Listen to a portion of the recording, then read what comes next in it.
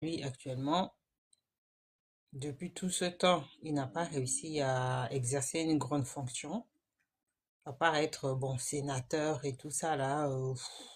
Il n'était pas sous le feu des projecteurs, mais depuis l'année dernière, ça va faire un an qu'il est ministre de l'Intérieur. Donc, toute la rage qu'il a accumulée, la haine qu'il a accumulée, là, c'est maintenant qu'il la fait ressortir, mais il a tout chamboulé, même des dispositions qui ont été supprimées depuis 2021.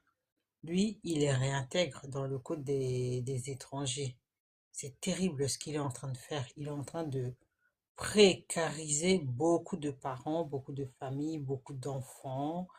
Des enfants qui sont nés en France, bah, à 18 ans, ils seront même pas français. Il a compliqué les conditions.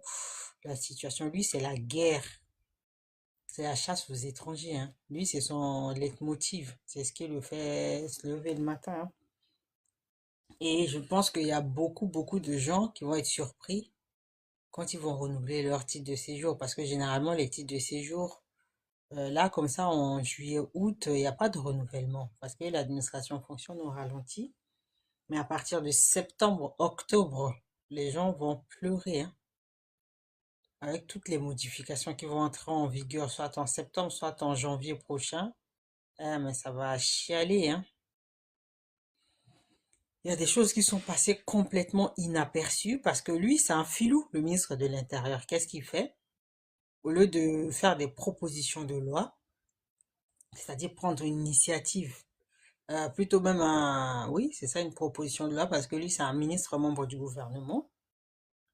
Non, quand c'est un parlementaire, c'est une proposition de loi, mais quand c'est un ministre membre du gouvernement, c'est un projet, un projet. Donc, au lieu de faire des projets de loi qui, à coup sûr, ne vont